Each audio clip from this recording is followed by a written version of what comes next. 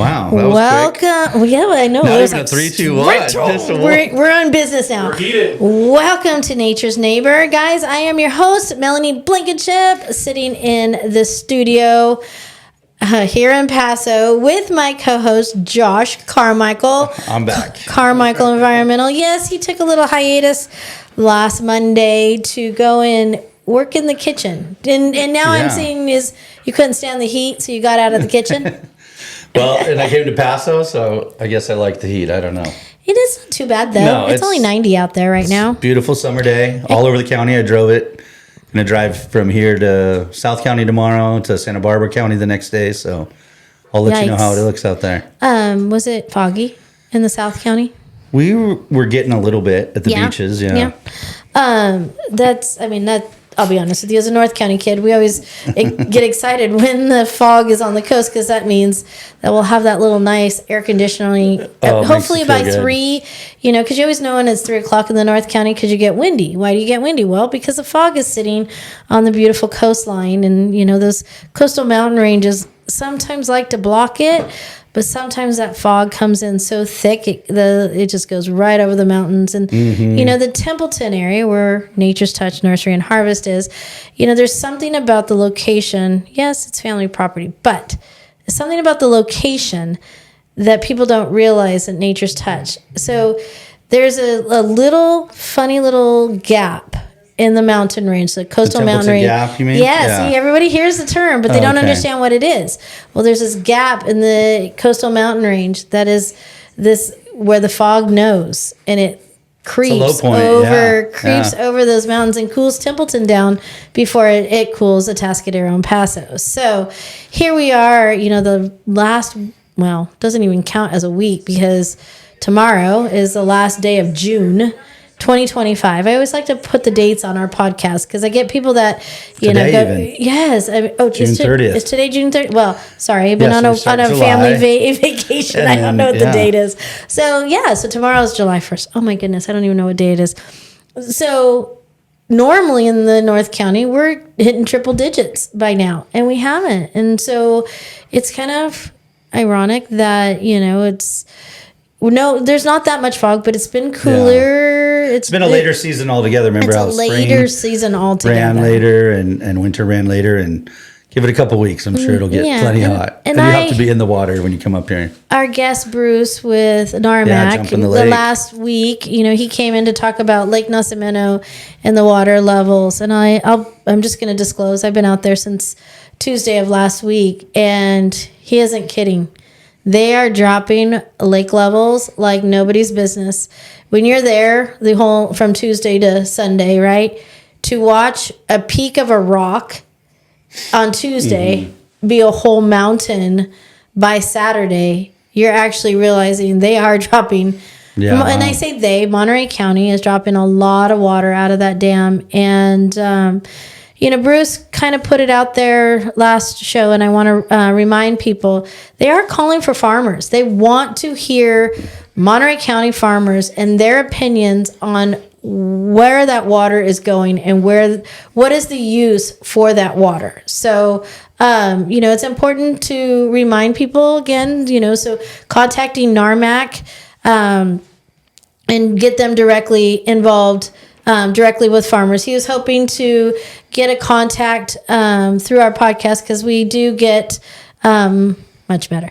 Get a lot of local growers and a lot of people throughout the state that are reaching out to us about anything food and farming. So I just wanted to remind people they need a voice from a farmer on that board, but that farmer needs to be kind of northern San Luis Obispo County, in the sense of Salinas River, San Miguel North, all the way to South Monterey County. Yeah. So inviting people to be the voice. Let's talk about this.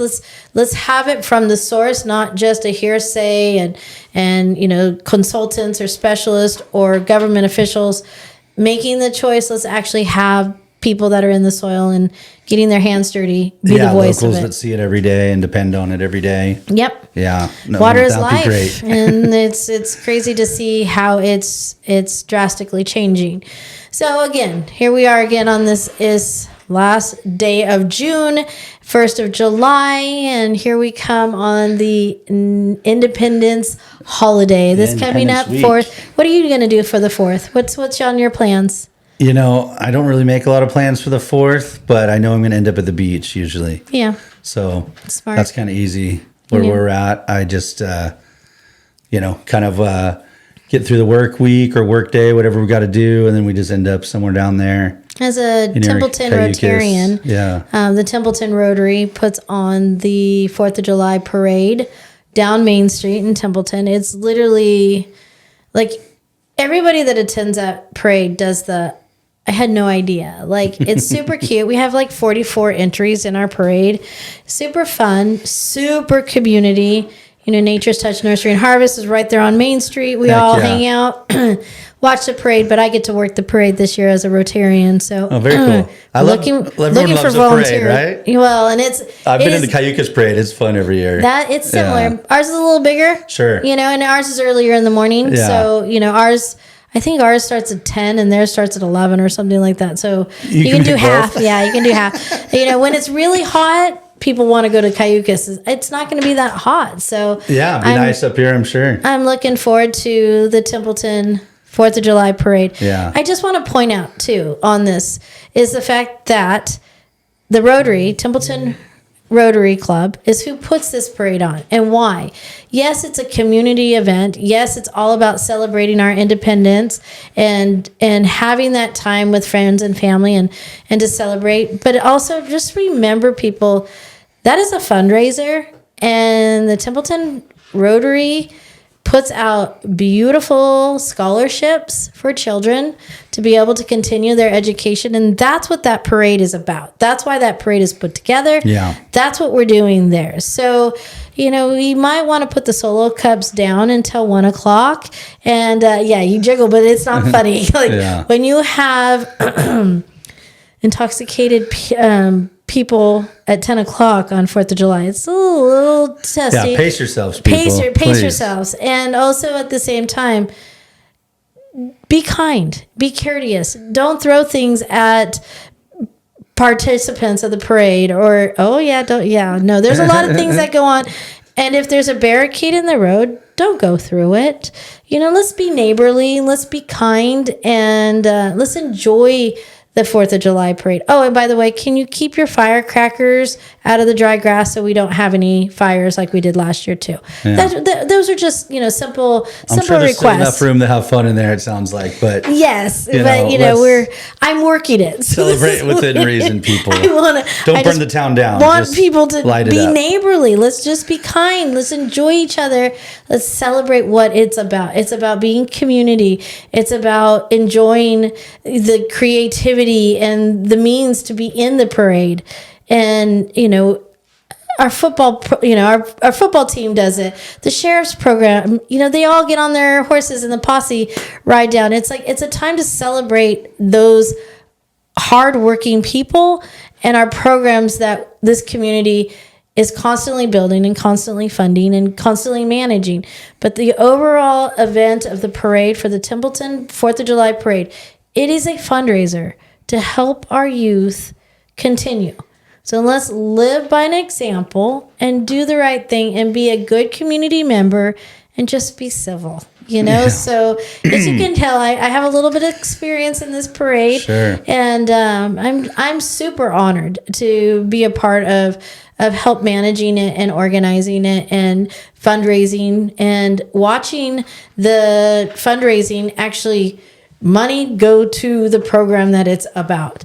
Also excited to announce that Donna Cheeseboro Farms, she is our grand marshal for our parade. So she's going to lead us into our parade and be the first to celebrate her. And, you know, to pick a grand marshal for the Templeton parade is pretty unique because it's not about, you know, how long you've lived here or it's not about that. It's about the active involvement you have in the Templeton community. It's about, you know, what you've done for our school districts, what you've done for our community, and, you know, super excited. Donna Cheeseboro is known for her pumpkin farm. They have a super fun pumpkin patch in the month of October. She's employed numerous of high school students. They have a pumpkin cannon that helps next year's seed. So they let all the kids come pull the latch to shoot the pumpkins out across this beautiful field. Fun. Is that South River area? No, it's Moss Lane. Okay. So El Pomar, Moss Lane is where they are. And they open October 1st. But Donna also, I mean, she was, but still involved in 4-H, FFA. Their family is a huge donor of our FFA program at Templeton School. So I can't say enough about that lady, and I'm super excited and super honored that she is this year's 2025 Templeton 4th of July Parade Grand Marshal. So, it's kind of fun to have a farmer as the Grand Marshal, and the one that I get to work with pretty closely, pretty regularly. So I like it. That's why, she's actually my neighbor. And so, it's super fun to be a part of. But at the same time, I started this conversation a little bit before the show with Josh, and wanting to talk about the true meaning of independence. There's a lot of things that are going on in our society, whether it be politically or environmentally or, just in the sense of structure. Do you need water? I'm just going to say it on air. I'm going to live, I think. You're going to live? Yeah. Okay, good. Okay, so with that being said, continuing this conversation of understanding what independence means. Could we honestly live in today's society independently? Don't we wish? Mm-hmm. I think there's such a tangle web that we've weaved, politically, like we've said, and just the way governments are, and a long ways off from what, kind of the tribal life was like across the planet in eras. And so I think that, you really have to look at how to enjoy and, celebrate your, heritage, and essentially your sort of sense of place is what I always look for here in the area. Look at Miguel. Thank you, Miguel. And so I really think that that's what we have to look at, like we were talking about as a holiday, just another day off for people. But, something like this is really one of the few American holidays that we have. I mean, everything else has really come with us across the, religions or, places that all the people have come up. In the past. So this is something that really celebrates, America's independence of, colonial rule, and how we really, started to look at developing this land for better, for worse as we went. And so how do we really look at that history and look at where we've been and where we want to go, and how do we invest in this, this place, this country, our neighbors, like we were talking about, and really, start to own that. And I think it's something that's really great that I've looked at, with like my Italian heritage, or helping celebrate a lot of events, like we've been doing with food. We've been doing stuff just celebrating in friends, kind of, Spanish culture, because it's something that really fits our Mediterranean climate and what we grow and what we do. And then we do a lot of things throughout the calendar year where we work with, other, friends. So we always do something with a lot of Latino friends for the Dia de los Muertos. And then we do something with some of our, Asian friends around the Lunar New Year. And so it's really great to add calendar days to the year that we can celebrate. Mm-hmm. So I really would love to see, America get to really embrace itself, even though, it feels like there's a lot of political turmoil, and it's just sort of the growing pains, I think, of a young country. How do we look at what are the next steps, and how do we invest in each other in a way that it's funny because we can appreciate that independence that you're talking culturally, right? These holidays are stemming from a culture, right? Yeah. That they came from. We just did the summer solstice, is why we did the last holiday, Noche de San Juan. So celebrating summer. That. But at the same time, you're right. I giggle about, again, I'm going to just bring up the Templeton 4th of July parade. Mm-hmm. Why do I love that parade so much? Why do I, it's not easy. It's not easy having a business on Main Street. It's not easy dealing with the thousands of people who come onto, all of our properties all at once to sit there and watch a parade, right? I mean, I've had things where, they did try to do a cattle drive and the animals barged through our store. There's been a lot of different things, right? Yeah. And it's some good, honestly, some bad. it's traumatizing. I'll be honest with you. It is very traumatizing. But at the same time, I believe in it because that parade and the way that the parade itself, not the people outside of the parade, but the parade within Intentions the intentions of that parade are to celebrate the wholesomeness of being American. It's watching the old tractors or the unity go down. of that and what it means in that specific place in town.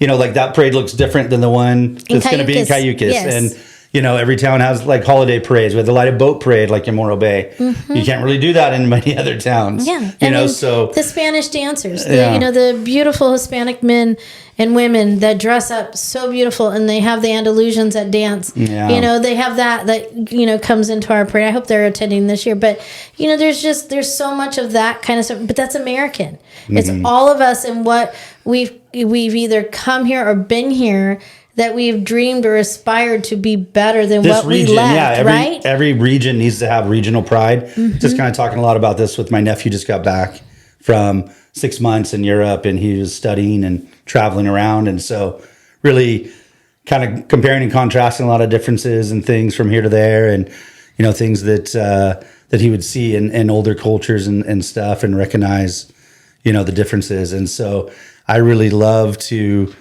kind of be able to see the regional pride, because they're so regional. Mm-hmm. Where we have states, they have countries and languages and, cultures that are thousands of years old. So, there's really a lot of boundaries there that haven't been crossed in so long. So they really have a lot of what we call diversity. Yeah. And so I think that is something I always look to with nature, is that you have to celebrate diversity, because that is how nature plans and prepares for the best of times and the worst of times, having redundant systems, different species that do different things. I mean, if you really get technical looking at it, there's nowhere I can think of anywhere in nature that is thriving in a sense of healthy, balanced life that's one species. Yeah, and so there's a fine line to independence. So kind of what we're saying is like you can overshoot it, we can go too far with things, but you really need to kind of have something that's very bite-sizable, or somewhere that you can kind of tie into that. So across SLO County, we have all these regions that we get to celebrate the best parts, and we get to go to those places to celebrate what it is there. And so I think that how do we keep the character of the towns we love alive, while everything that's alive has to grow, like our town. So there's these fine lines of like, oh wow, the Templeton parade started when there was only so many people in the town, and now that the town's grown, you're starting, like you said, to have a little bit more trampling or something that can be difficult. But how do you the red, white, and the red, white, and blue? The decorations of our independence, our flag, and what it truly represents, right? People can interpret America and American flag so many different ways, but there is a true definition of those stars and stripes, and at the same time, that parade really reflects a lot of that and the diversity of our community. And so it's super exciting. But at the same time, it's like how I started this conversation off is exactly where I kind of having the conversation before. It's independence, but it's how about personal responsibility? Accountability, accountability. This is what to each other. Yes, what I wanted to kind of go into our conversation, and the reason is because there's so much change going on, and then there's so much uncertainty, and there's so much political nonsense happening. No matter where you sit on any, it's all very visible it's nowadays. It's all visible, but at the same time, we can sit.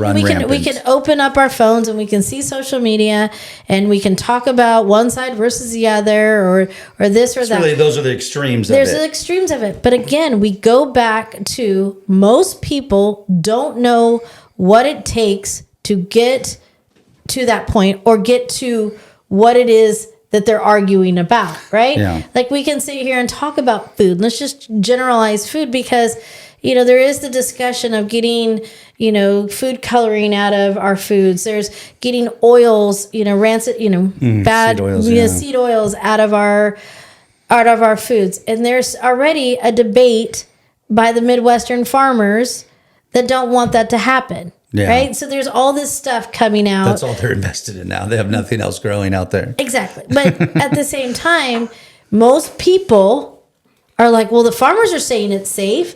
Are we really getting it from the farmer? Yeah. I mean, people don't realize that agriculture is not farming anymore. It is a commodity that is traded. That is all about investments. Just like you said, well, that's what they're invested in. Now it's not. It's so like again, another stock and bond almost. We don't even know what we're buying. I threw out the, putting a, you have a board that decides, a budget. And I'll be honest with you, I sit on a board right now that 2 meetings ago, they wanted us to approve their budget.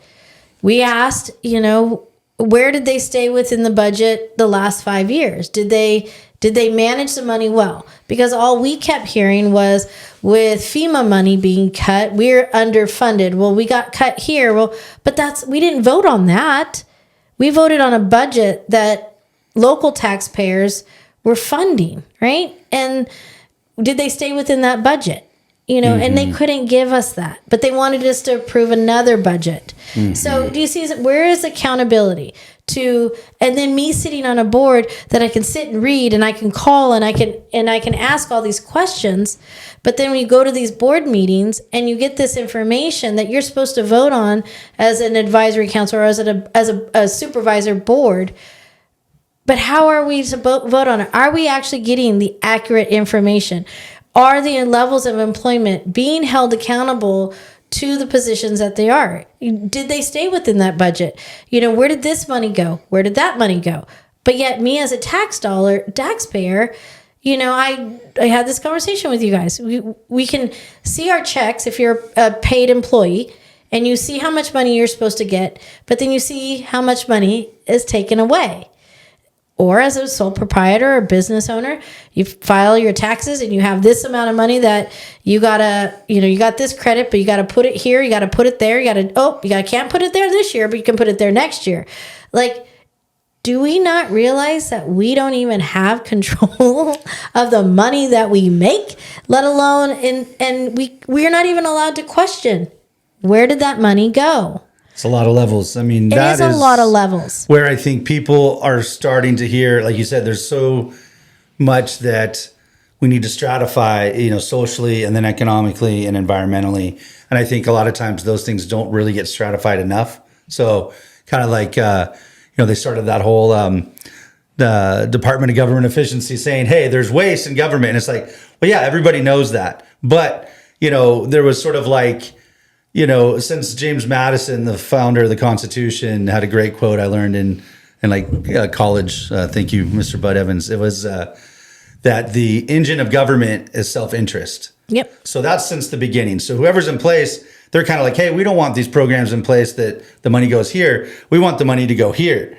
And so that just really kind of goes back and forth funding, different sort of billionaires, clubs at this point, the corporate levels of things that have really gone up. So down at the very bottom, I mean, it flows downhill and it ends up, like you said, flooding that taxpayer base. And so there's lots of things involved in all those levels, like we talked about, that go towards different groups and different interests that, nobody really has an idea how it's stratified. And that's why I said it's definitely a tangled web over the years. But the more we can sort of start to create those community foundations, then we can build upon those bigger and bigger decisions and have accountability built in, because we are, being true to that region, to that base that we're representing. And that's where government, had its high hopes of really starting.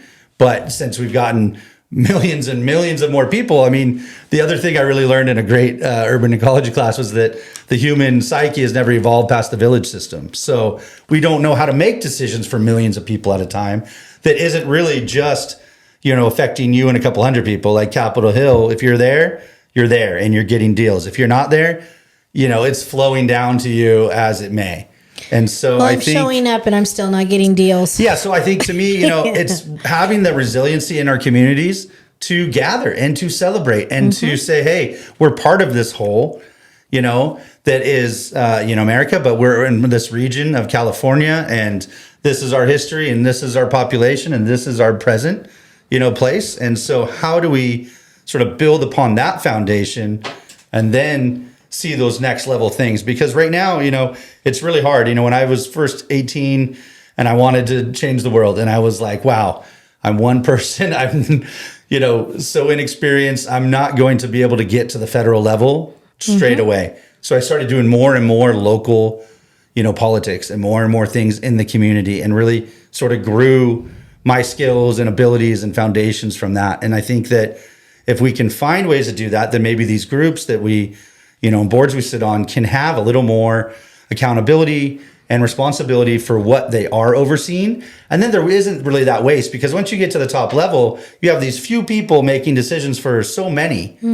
It's going to be skewed in some way or another, because that is But the sad part reality about all of this is that accountability, right? Who is the enforcer of the accountability? How much does a toilet seat really cost? Right. How much does a hammer really cost? But at the same time, that accountability, I've just learned that most people don't want to be held accountable. It's super easy. A lot of people want to run and hide. Yeah, that was such and such. But the sad part is also in all of this is the fact that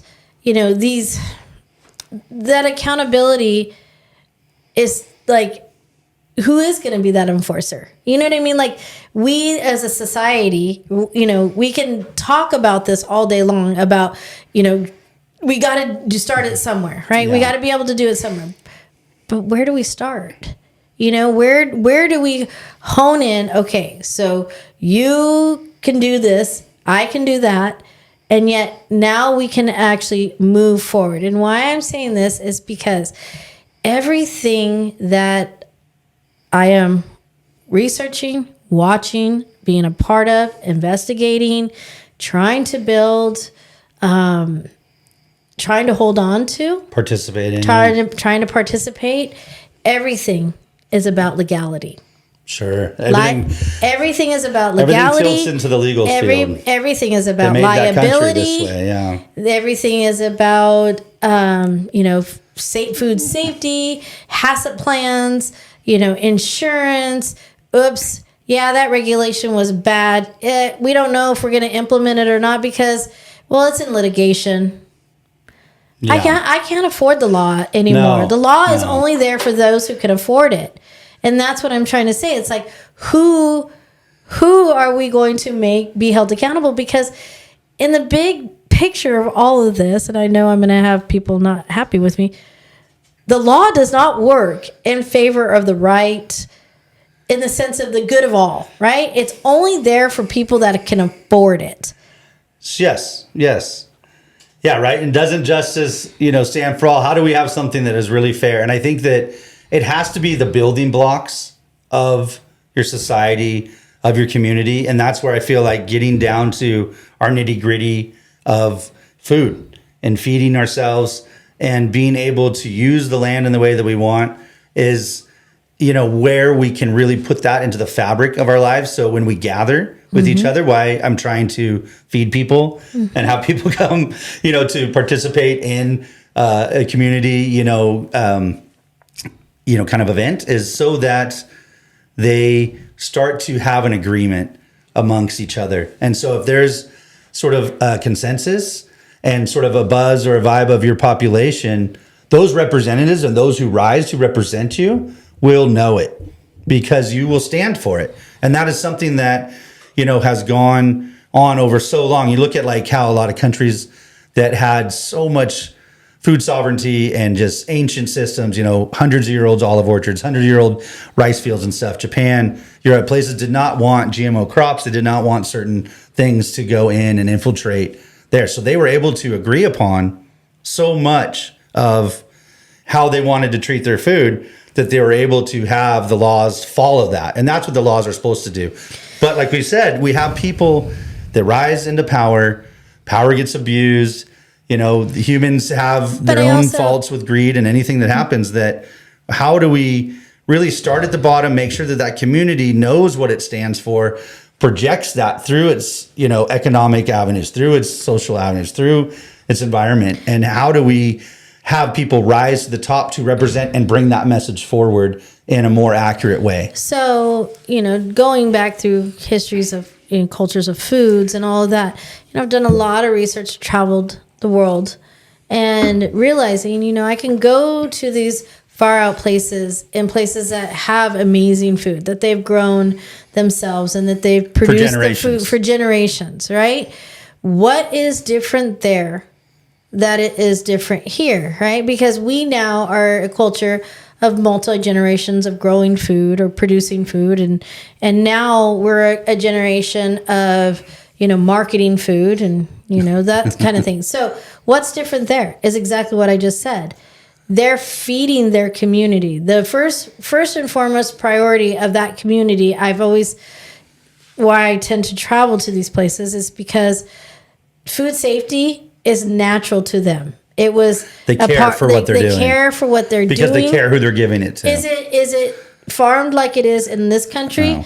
No, but it is important to them to feed their people the way that it needs to be. And their costs are covered in turn. Yes, but at the same time, there isn't the American fast food system. There isn't a grocery store. I'll never forget when I had a friend of ours from Mexico call me and tell me that they're shocked because they're getting a Costco. Yeah. And down there. Yeah. And I was like, really? Like, where, how is it? And a freeway. And a new freeway. The sad thing is I realized where these small cultures in the southern part of Mexico are changing. Why? Because China has invested in Mexico's ports for the last 15 years. Mexico has the largest seaports now in the world. On the Atlantic end, yeah. Yeah, Atlantic end, and the Pacific side. Yeah. And so, there's nothing like being fishing out in Puerto Escondido in our fishing boat and watching the big old China craters. They don't have, the systems like we do, but the ports are different but bigger than ours. They take the China super craters. Yeah. So, but at the same time, now it's changing. Yeah. Now it's drastically changed because they have trade and they have this whole new marketing system. Well, they're paving over paradise and putting in a parking lot. Hey, I love that, Dave Matthews. But that's that is a good representation of it. But those cultures that you and I are trying to hold on to or represent or be a part of, it's everything without trade. It's everything without marketing and marketing manipulation or it's not putting money first. And I think America has a big problem where America grew up really without the centuries of every political and religious battle and thing that went on, and money really has become the new religion or God. And so America, everything's for sale, and that became the American dream. So whoever came to town was new. They sort of paid those new taxes. And so that was kind of the way things went. Still and like that. It is in so many ways that way. Well, property tax. Yeah, I still can't understand why our county of San Luis Obispo is saying that they're money crunched when how many properties in the 4 million up and up have been selling in the last three to 4 years. Once you sell that property tax never goes away. Yeah. Right? Like you pay that property tax year after year after year. Think about it. Think about the percentage of property tax that our county is receiving in state. Yeah, the state, and we're growing. Yeah, and we're growing. It's and look all at how many people. New properties developed. Yeah, look at all the development around here. That's property tax revenue that is coming in. Yeah, so they're looking behind because they're so behind with the budgets and the monies that they're working with. What's in. So I think there's forecasting, there's projecting that way, but there's not. No, it's called mismanagement of funds. Yeah, I'm sure there's. The bigger the scale gets, the harder it is to maintain. Yep. So the higher you get, the more, sort of corruption and things really bleed out, and the more things are stepped on. And so, if you want something to stay really, really strong base, it has to be at a smaller scale. Right. And that's sort of what these other cultures, like we said, have done for so long. They're able to afford inflation and cost of things because they never changed the techniques, the way that they were fishing, the way that they were ranching, the way that they were farming, the way that they were managing the land, just started to pay back dividends because they didn't have to replant the olive orchard in the last, 400 years. It's still been paying off since great-great-great-grandpa's time. So there's so many ways that, we have to look at more regional pride, more, I think, responsibility and respect to the smaller scale. So whether that is just the way, you do anything is the way you do everything. I love that saying. So if we're really able to kind of put our money into our neighbors, into the markets, into the foods, into the products that we want and believe in, the more that's going to grow. And then the way that can just kind of go exponential is that a region is really becoming efficient and effective at how they're managing those resources, whether it's money, whether it's our natural resources, whether it's our, goods and services. So how do we really balance that and look at a bigger picture? I think maybe there is some zooming out and some identity crisis really in America. Why are we going to these two extremes back and forth every election? Yeah. It's because and then why does our lives drastically change and what is regulated and what is not just by who sits in a new office? Yeah, and then regulation and commerce how bad it is are on the same scale. So when you see these two extremes, one end tends to regulate more, one end tends to push commerce more. And so, when you push and put too much regulation, that hurts commerce. When you have too much commerce, that hurts the environment and everything else. So there's such a fine line there at every scale. How do we balance things out? Politically, how do we balance things out to have more moderation? How do we balance more things out between regulation and commerce? And when you're making copies, you want it right in the middle. You want it too light, too dark. So I think there's a lot that Americans, like we've been saying with the consumers, they need to start owning up to some of this process of how much regulation you're facing as a producer or how these costs are distributed instead of complaining. Because I don't want to hear what people are against anymore. Yep. I want to hear what they're for. If you're for this local food, if you're for these things, stand by it. Pay the prices. Exactly. And then watch it move down. It's not going to get any better if you just complain now and don't do it. Okay, I have one. And put it off. A side note. So my children we go camping, right? This is what we're doing. We're camping. We're staying out at the lake. We're having a good time. Nice. And I don't have this kind of stuff in my house, but my children wanted Otter Pops. Yeah. Because they go camping, right? Go to the lake. You want your Otter Pops, right? And I buy that. Why? Because of the food coloring in it. Sure. And my good Otter Pops now. My son. Yeah. Has to claim, Mom, I have to eat this before they outlaw it. That's his whole concept. Mom, I get it. I might not be as pure as you think I am because God forbid I'm eating N60 or whatever the food coloring thing. Yeah. Right? He's like, please, Mom, just let me eat it before they outlaw it. Think about how much we've had compared to them. God, I know. But could have been made better back then. Who knows? Well, and I think it is because my kids, although are overall healthy, they do notice when they step outside of Mom's bubble, which is foods that we grow, foods that I know the hands that touch that food. Yeah, right. Like Mom's bubble. Very localized. And they go, oh, this doesn't make me feel very good. Yeah. Or, oh, that doesn't taste very good. And there we are losing accountability again. Yes. We're losing accountability for people putting things in food that aren't good for their neighbors. No. And that's what I said, where money is really kind of outshine almost all the other resources and reasons we do things. And that has got to change in this country or else. A friend of mine brought to my attention, and I thought about going back to school and becoming a lawyer, but there was a conference that was put out, and it was a consumer protection conference, right? There's groups of attorneys and district attorneys and judges and stuff that were trying to get together and form a consumer protection group. Okay, I don't have all the details, but I am just going to put it like that. Okay, I threw in, when I heard about this, what about a consumer responsibility advocacy? and I got what? Consumer responsibility, that's a great and I term. Said, why is it that there is not an accurate label out there? I'm in the industry, okay? I'm going to tell you, you're allowed to put nitrates in bacon as long as it's up to a certain percentage at a certain level. You don't have to put things on a label if you don't claim it, kind of thing. There's things like that are going on, right?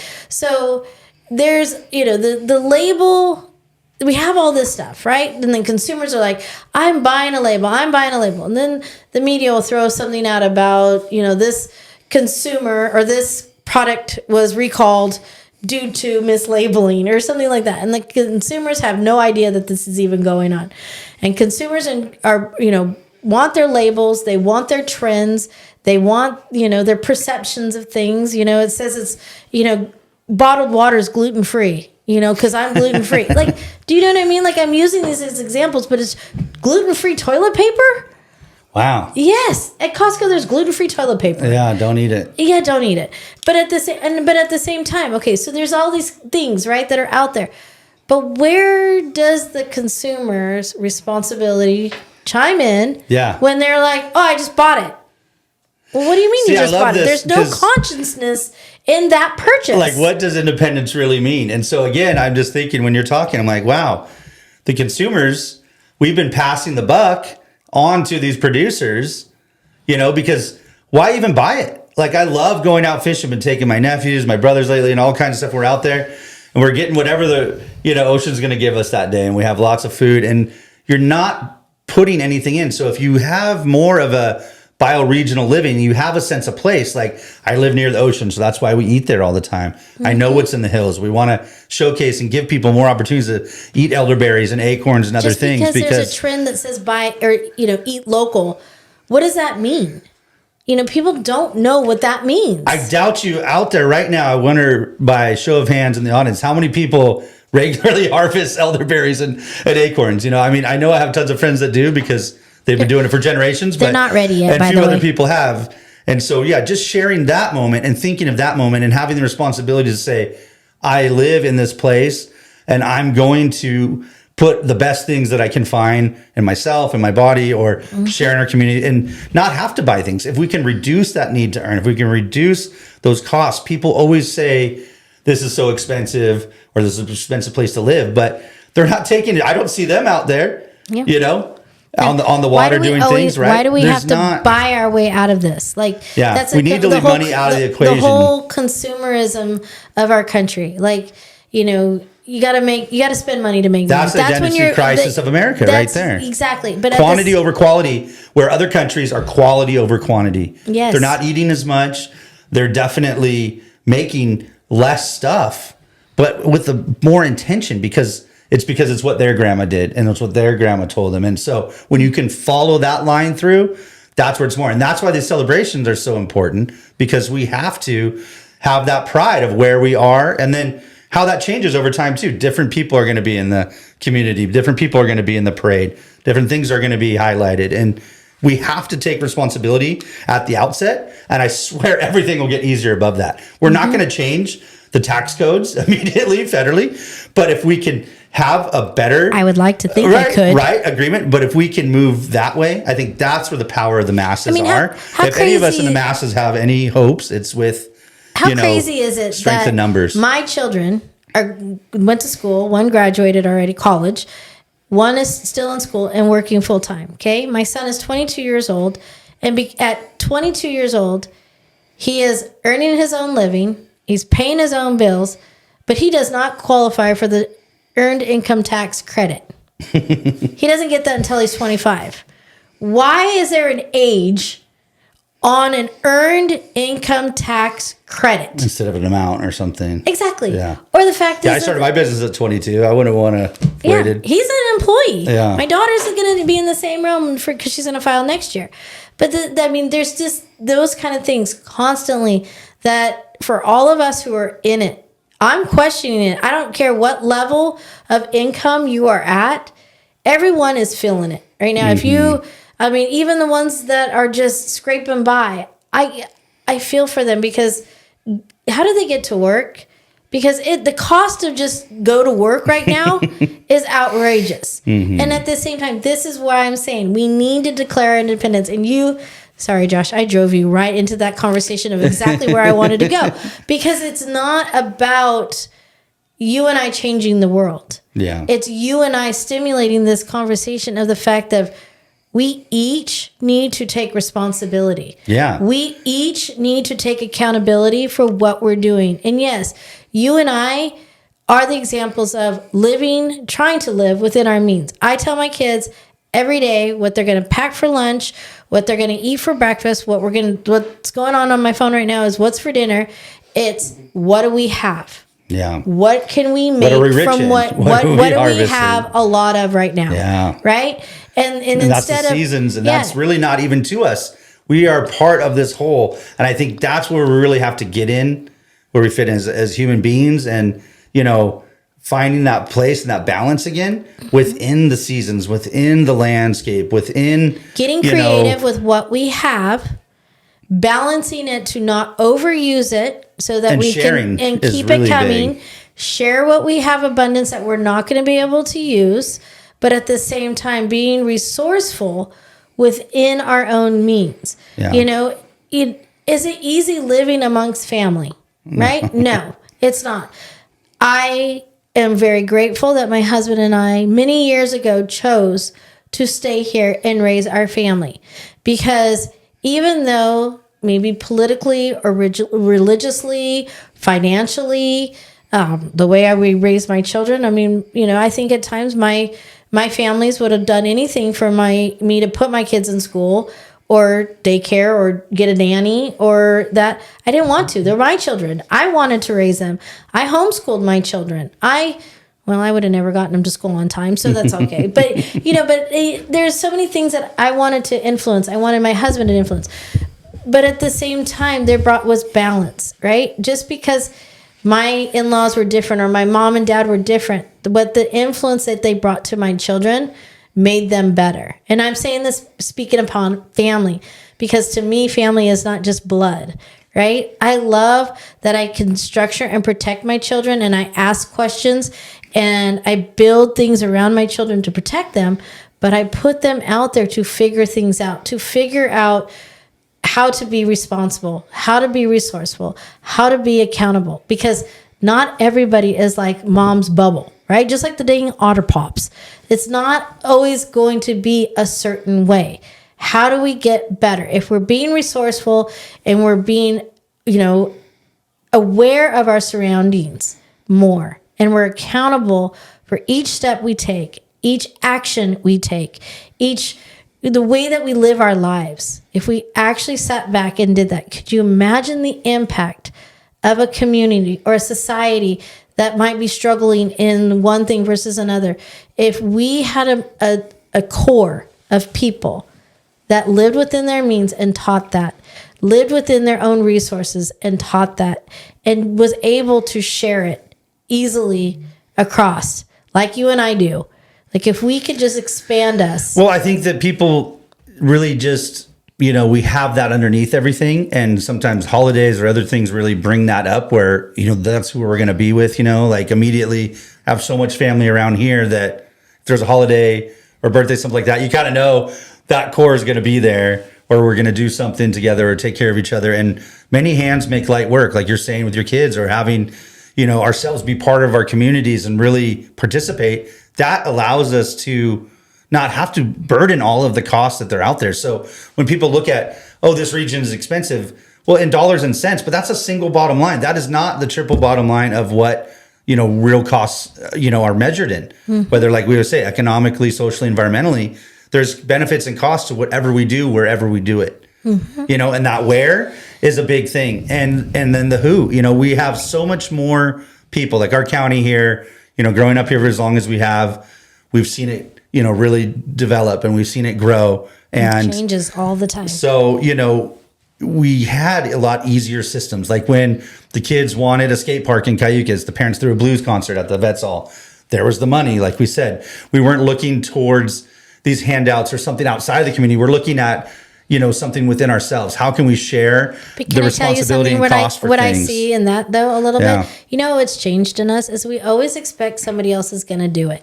That's what I'm saying. Yeah. We always expect that. Oh, well, I was a part of that group. Be there when we're going to buy it. Group I did, you know, back, you know, several years ago. I'm like, yes, several years ago you were a part of this, but then you realize since then you haven't done much. Evolved, yeah. And, you know, it's kind of changed. So now we have people that are in these positions that don't really know their positions very well. Sure. And the money's gone, right? Yeah. Now what? Yeah. You know, so how do we bring that back? And it's like, that's what I'm saying, you know, to the people that have came in and invest, just like I did. I've come in and I invest.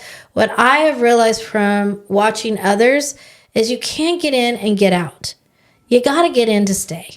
And, unless you're going to leave or live somewhere else, I mean, you should be involved in your community where you live. Yep. And you should have sort of that legacy, or at least that knowledge that you can share with, your family or the next, kind of closest to you. My dream is that I could watch more families come together here in this community, and their families are able to be multi-generations here, because we're losing that too, and that's what I'm saying. It's, we got to get in, we got to be accountable. We need to invest locally, but we also have to put something in place that is going to start bringing the awareness of the affordability comes from being sustainable and the duration, right? Write it out. Be simple. Live life within your means. Don't think that the grass is always greener on the other side, and really, truly just be here, be present. Well, I was going to say, be a part of this. Commit to this.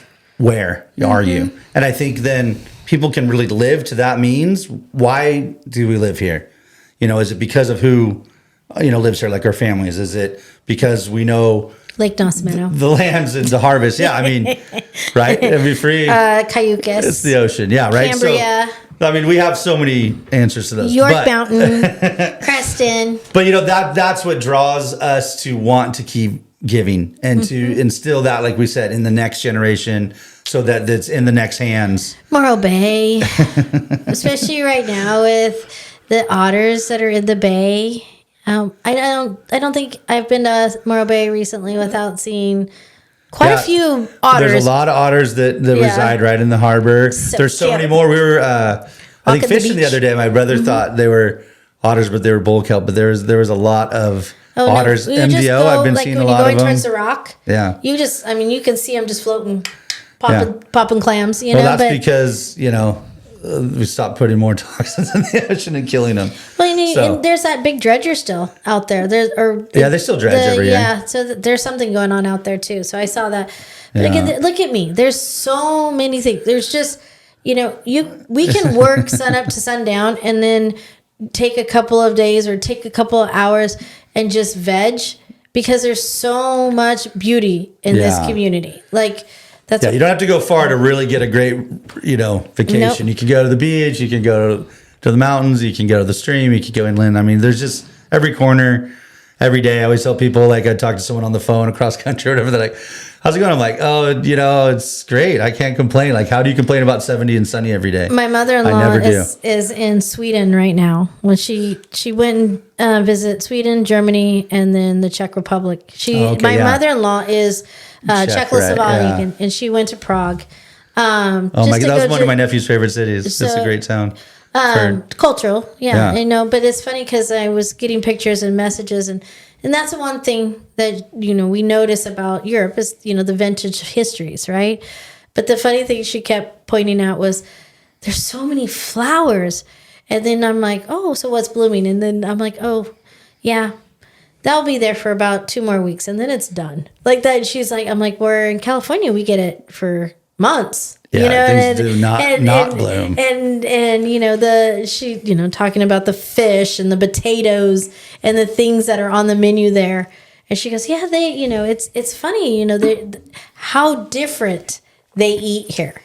And I'm very regional, very localized, very regional, like and there's not very many options like we do, right? Well, that's the other side of that independence. Like we said, America almost has too much freedom, too much independence to pick whatever you want from anywhere in the world. There's no, real like cultural biases to say do this or that, and so that has made this whole great experiment and melting pot of America, the land that we just really stole fair and square to. Trying to redevelop. It's just sad that we've become the society that America is not first, right? Like American produced should have always been first, right? Like how can we produce this cleanly, wholesomely? Because regulations have come from the way that we produce things, right? Like, regulation of, we can't use, food coloring anymore because it's going to get outlawed, right? Like we're doing this because we know it's not right. It's toxic, right? But, okay, so the regulation is there, so we shouldn't be able to import it from another country just because it's illegal here. It should have been America first. America, if we can make it here safe and legal, it should be done here. Then it shouldn't be needed to be imported just because another country can do it, right? Yeah. Like if we started that. I mean, we developed this entire country. We killed everyone from coast to coast. And then we took all the resources and we're like, wow, we're rich. Yep. And then we're like, hey, let's do that to other places where they just have the tribal lifestyle that nobody's trying to commodify. Exactly. And so we have sold out to money. If we want to get out of this situation, if we want to change this gap between rich and poor, if we want to have more say at the top, or we want the law to follow what is representative of the whole, then you have to start putting your money where your mouth is. We have to start at those basics because that's what those countries do. Yep. They defend that with their life. Not only are they so proud of, I'm from the place where it has the best octopus in the whole country. I'm in the place from shark fins, this, right? Mm-hmm. That we can't who would want to harvest a shark? But I mean, there's then they're going and they're taking the sharks from other places. They're not eating their own sharks. So now they've done is chase all the animals away, and they're helping, countries where instead of paying them to kill sharks, we could be paying them to have tourism. And people could be swimming with the whale sharks. People could be doing things to honor the manta ray. I don't know. I would love to go spend more time in the South Pacific, but hey, Well, the South Pacific on the shore is absolutely stunning and beautiful, but anything on the water, sharks? I'm nervous about being on the water. You just gotta push them over, and pet their bellies. They go to sleep. Oh, I'm good. They go catatonic. I'll pet yeah. my Anyways, puppies. I'm saying that there's a lot of ways we can develop and we can share our resources, and we have to have, like you said, some sort of stance. Yep. And if people are not willing to really take that stance and be, stand and be counted, and they just want to pay their way out or want to, look the other way on things, that is not going to get us anywhere good. It hasn't. And so it hasn't. That's we're a young country, and we need to say, what are we for? We've had so much to choose from. What are we going to do, and how are we going to do that on a manageable scale, on a regional scale? And that can be, even across states and lines, but really within, 50 to 100 mile radiuses, and how to live within an urban lifestyle and a rural lifestyle. And how can we feed those cities with the rural, belts around them to have sort of these city state things that are sustainable. Yep. That's where it's at. And then people can travel from there. And once you travel, you're really able to open your eyes and either appreciate what you have or, really learn something, from somewhere else. And that is where. So speaking America of what I have, it is 4th of July. So you can't get more 4th of July than watermelons and peaches and nectarines. I ate one of your peaches the other day. Basil and tomatoes. Hitting finally heirloom tomatoes are coming out of the soil. Yeah. And they're beautiful. I mean, and it's crazy because it hasn't been hot, but it has been warm enough because the heirloom tomatoes are perfect right now. I mean, the watermelons, I can't get over how our early season watermelons have been really good. Yeah. No. So what did we do? We hooped housed them while they were growing, right? And pulled the plastic back as the temperature started to rise, right? So that's how we can get a jump start on it. Because there's plenty of sunshine. There was just a lot of wind and insulate that heat in that soil, right? So that's how this is happening. So it's time, right? It's time to come out and eat fresh foods. Yeah, there's a reason why we're rising in temperature and watermelons are available. You cannot get better hydrated. That's what you need. When you had your tickle in your throat, I should have brought you a watermelon. It's my bad. I ate pineapple instead. Yeah. Oh, that sounds good though too. But the Hawaiian pineapple, Hawaiian pineapple is about ready to start too. Maui pineapple is the best, but I don't get them anymore. But at the same time, there's so much good food out there right now. Our gardens are all starting to produce. That's something to celebrate this time of year for sure. I love that. When I felt the heat today up here all day, even through slow. I mean, it's hot everywhere. Just harvested a bunch of honey. Yeah. Honey's being harvested locally. I don't know a beekeeper right now that is not harvesting. So it's super exciting because considering the weather and how long it's been cold, it's been good. It's not overabundant. It's not crazy, but it's a good year so far. And it can change. We all know it's going to, possibly change. Yeah. But at the same time, super grateful for what's coming on. So Nature's Touch Nursery and Harvest, my store in downtown Templeton, is busting at the seams with availability of produce and fresh herbs. And I had some of the quail the other day too. Those were really fun. You did? Yeah, Oh, good. we grilled some of those up. How'd you grill it? I stuffed them with a little bit of lemon and rosemary and seasoned them up and had them on that, hot grill. So thank you. Because that's on. We have so much quail. I know you told me, so that's why I got one to sample last time I was at the store. Oh, cool. I should have brought you another one because I have so much. I have quail eggs. we have quail. We have abundance of chickens. We have chicken eggs now. Remember we were all in a crisis a little while ago, but now we don't talk about really it stabilized. I've seen because that. it's the season. It'll be crazy again in November when everybody wants to bake, That's right? True, yeah. Again, eat when it's abundant. We should be eating eggs right now. Yeah. Want to learn how to make Spanish mayonnaise? Tortilla, yeah. Make mayonnaise right now. Don't buy mayonnaise. Make mayonnaise. Yeah. Okay. So there's a and consume eggs. But we are, pleasantly abundant. Crescent Valley Meats. We're doing beef patties now. We have a ton of beef patties, grass-fed beef patties on the website Barbecue right now. time. Yeah. CrescentValleyMeats.com. Look at getting me. hungry now. I know, but. So will you guys do a big feast on the ranch for the holiday, or are you guys going to go to town, or what? We're going to go to Cayucas. Oh, there we go. I'll see you then. So we cook on the beach, so those patties will come in handy. And so we'll do the parade, right? And we'll all work, and about 1:30 when everything is done, we'll go find a shady, cool spot and take a nap. Yeah, because we'll be wiped out, and then we're gonna go hang out in Cayucas with our good friends. Nice. There's a cornhole tournament happening. Oh, get down. So we gotta get that cornhole tournament. There you go. Yeah, I don't know if I'll make it all the way to the main festivities, but I'll be around the beach at least. More than likely we'll probably get fogged out, so we might not see the fireworks, but it doesn't matter. It's weird the way it always comes in only like the day before, like you're like, wow, it's nice and sunny this week, and then the best. I don't know. I've seen some beautiful fireworks. I see Morro Bays and Cayucas at the same time. Oh, that's awesome. From friends' patios where we partied, and we've had some great clear nights. That's we've had really some pretty when they do colored fog nights. So it just depends. But anytime getting together with 10,000 of your friends and really celebrating, the abundancy, like you said, and like where we are in this beautiful place. I mean, there's so much that we can be grateful for and thankful for, especially in America. I mean, it's hard to complain about how much abundance we have. I love that I have my independence when it comes to food. Yeah. Traveling this week and being away from our home and farm, I realize how independent I am in my home. Yeah. And it's an honor. I do need to step outside because at times I feel like I'm not doing enough. I feel like at times that I could do more. Sure. But then I step out and then I realize, I can't wait to get back home where I'll have that. Right. Yeah. And it's crazy to me. And I am not one of huge means. Did I, have wealth? My wealth was my energy. Yeah. My wealth was my ability to listen, learn, and implement. Yeah.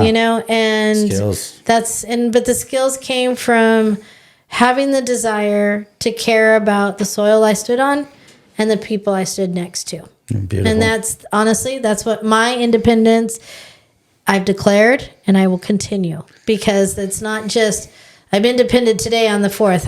I'm independent every day. Well, that's why we're friends, because that's definitely, I started my business when I was 22 just because I wanted to change the world. And it was really about just how to get plants in people's lives in meaningful ways. And how do we really, like you said, have, respect for, ourselves and each other and this land that we're on. And then how do we sort of just share that across lines? And that's really what it comes down to with life. Every day. Money is just a vehicle, really, for moving things around. But to move things around, buy tools, truly, is really what that essence is. So I hope everybody has a great holiday. July. Share the abundance and bounty with your friends, and have a great. We'll be back next Monday. I have some guests, but then the holiday snuck up on some people, so I was grateful because then I have you back, and then we're going to move forward on a couple of guests that will be super fun this next couple of shows. I like it. So, all right, stay tuned. Reach out for any questions. You need resource sharing, all that fun stuff. Guys, take care. Bye.